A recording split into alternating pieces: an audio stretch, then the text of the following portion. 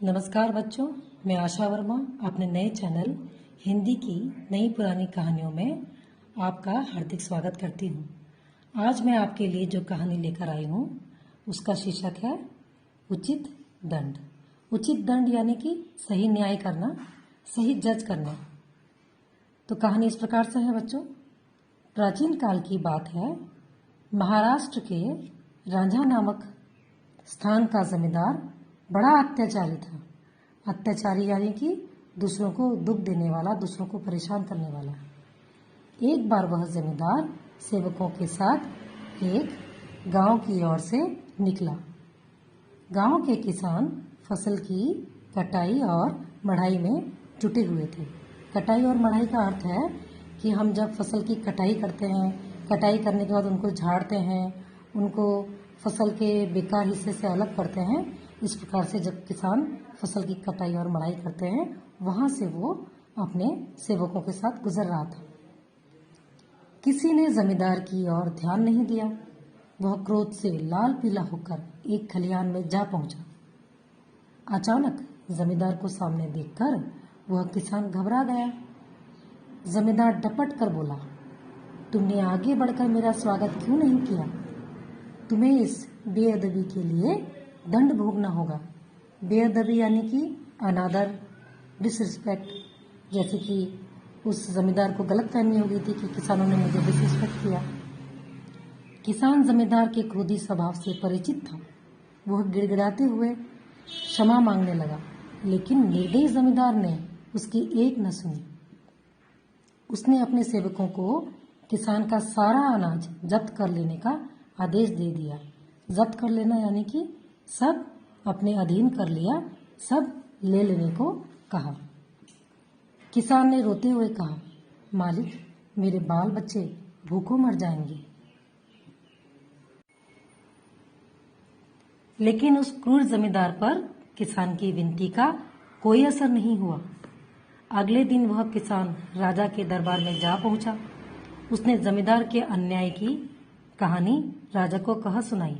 अन्याय यानी कि जमींदार ने उसके साथ जो भी बुरा किया, उसने सब राजा को सुना दी।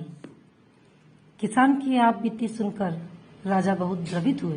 द्रवित यानी कि दुखी हुए, उन्हें बहुत दया आई। उन्होंने किसान को राजकोष से थोड़ा धन दिया और एक सप्ताह बाद पुनः आने को कहा। राजकोष यानी कि सरकारी खजाना जो राजा के पास रहता है, वहां से थोड़ा धन देकर उसकी सहायता की और फिर आने के लिए उसे कहा 7 दिन बाद। किसान के जाने के बाद राजा ने उस जमींदार को पकड़ लाने का हुक्म दिया। सिपाही उसे तुरंत ही पकड़ लाए और राजा के सामने पेश किया। राजा ने जमींदार से पूछा, तुमने उस किसान का अनाज क्यों छीना? जमींदार बोला, महाराज, वह किसान बड़ा धूर्त और अहंकारी है।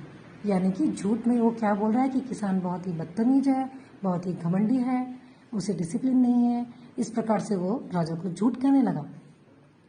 राजा समझ गए कि जमींदार झूठ बोल रहा है। इस जमींदार के दुर्व्यवहार की शिकायतें उन्हें पहले भी मिल चुकी थी। राजा ने जमींदार को किसान के प्रति अन्याय करने का दोषी ठहराया। उन्होंने कहा, तुम्हें उस किसान का अनाज छीना है, अतः तुम्हें बिना भोजन के 1 सप्ताह का कारावास दंड दिया जाएगा। 1 सप्ताह का कारावास यानी कि जेल में रहने का दंड दिया जाएगा बिना खाए पिए। राजा का निर्णय सुनकर जमींदार के होश उड़ गए। जमींदार को सजा भोगने के लिए कारागार में डाल दिया गया। 4 दिन तक वह किसी प्रकार अपनी भूख को दबाए रहा, लेकिन 5वें दिन वह बेचैन हो गया। बेचैन हो गया यानी कि भूख से परेशान हो गया। उसने कोतवाल से गिड़गिड़ाकर भोजन की मांग की। कोतवाल यानी कि पुलिस पहरेदार जो उसकी पहरेदारी कर रहा था, उससे वो गिड़गिड़ाकर खाना मांगने लगा। कोतवाल ने उसे झिड़क कर कहा, दूसरे का भोजन छीनते समय तुम्हें दया नहीं आई थी? जमींदार क्या जवाब देता? वह चुप रह गया। 2 दिन बाद वह फूट फूट कर रो पड़ा। उसकी रोने की आवाज सुनकर कोतवाल फौरन आया। जमींदार फिर भोजन के लिए गिड़गिड़ाने लगा। कोतवाल ने जमींदार की बुरी हालत की सूचना राजा को दी। राजा ने जमींदार को दरबार में हाजिर करने का हुक्म दिया, यानी कि दरबार में लेके आने का हुक्म दिया। भूख से मरणासन जमींदार की दशा देखकर राजा ने उससे कहा, मरणासन यानी कि जैसे कि बस अब मरने ही वाला है। राजा ने उससे कहा, अब तुम्हें पता लगा होगा कि भूख किसे कहते हैं। निर्धन और निर्दोष किसान का अनाज छीनते समय तुमने ये नहीं सोचा था कि साल भर भूखा रहने पर उस पर क्या बीतेगी। ऐसे निर्दयी व्यक्ति को जितना भी दंड दिया जाए कम है। राजा की बात सुनकर जमींदार उसके पैरों पर गिर पड़ा और रोते हुए बोला, महाराज, आपने मुझे उचित दंड दिया है। यह राजा कोई और नहीं, महान मराठा सरदार छत्रपति शिवाजी थे। इस कहानी के लेखक का नाम है डॉक्टर रूप सिंह चंद्र। तो बच्चों, इस कहानी का उद्देश्य यही है, इस कहानी से जो हमें सीख मिलती है वो इस प्रकार से है कि हमें कभी भी दूसरों के साथ अनादर नहीं करना चाहिए, दूसरों को दुख नहीं देना चाहिए।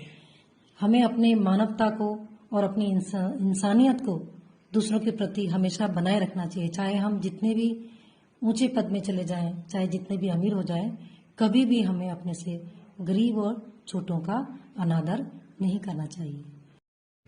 तो बच्चों, आपको ये कहानी अगर अच्छी लगती है तो जरूर लाइक कीजिएगा। आप सभी को बहुत बहुत धन्यवाद। आपका दिन शुभ रहे।